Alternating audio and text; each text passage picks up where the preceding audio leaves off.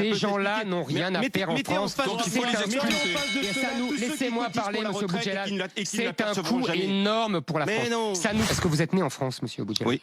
Donc vous êtes né avant 1993, j'imagine. Malheureusement, oui. Donc, vous voyez, si vos parents avaient respecté la loi, vous n'auriez pas dû vous appeler Mourad, car c'était interdit par la loi avant 1993.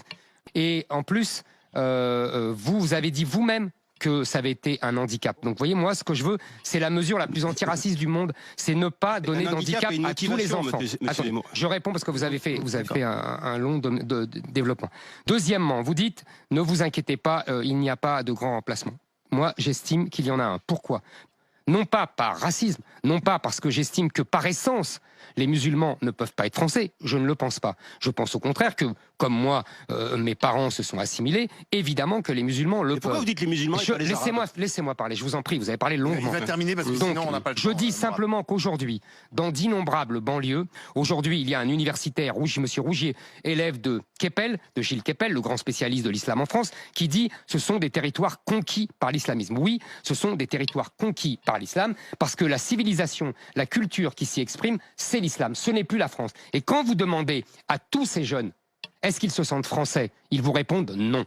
Quand vous leur demandez, est-ce que la charia est plus importante que la République? Majoritairement, ils vous répondent oui. Vous avez des sondages là-dessus? J'ai des sondages, tant que vous voulez. Institut Montaigne, etc. Oui. Mais il y en a à foison, monsieur Blad. Je vous assure, il suffit de se pencher pour le voir. Et donc, j'estime, oui, que ces gens-là refusent l'assimilation et que donc, ils veulent imposer une autre culture, une autre civilisation sur le sol français. Est-ce que vous êtes capable de dire qu'aujourd'hui, l'immense majorité, parce que vous parlez toujours des problèmes, vous parlez jamais de l'apport énorme d'une immense majorité d'une immigration d'origine. Est-ce que vous êtes capable de dire aujourd'hui énormément une majorité d'enfants d'immigrés qui se sont intégrés au pays et qui participent à la richesse de ce pays? L'immigration est une chance pour la France. Je pense que la France est une chance pour beaucoup d'immigrés.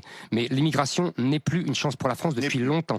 Elle a été autant des Italiens, autant des Polonais. Je pense qu'aujourd'hui, vous savez, monsieur Boudjelal, vous parlez, c'est très intéressant parce qu'on n'emploie pas les mêmes mots.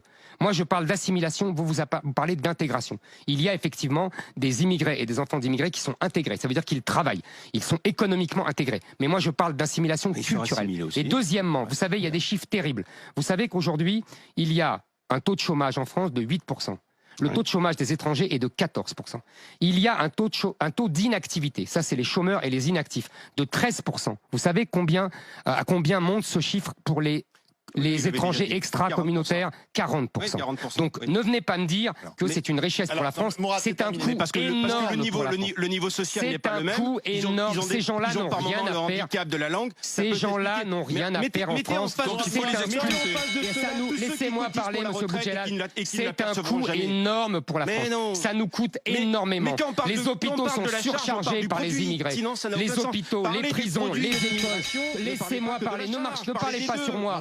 Ne parlez pas sur moi. Ne parlez pas sur moi, c'est moi qui parle. Donc, les hôpitaux sont surchargés par l'immigration. Les prisons sont surchargées par l'immigration. Les écoles sont surchargées par l'immigration. Tout cela a un coût colossal. Donc, effectivement, il faut expulser ces gens-là. Il faut expulser tous les délinquants, 25% des places de prison. Il faut déchoir de nationalité les doubles nationaux qui sont délinquants.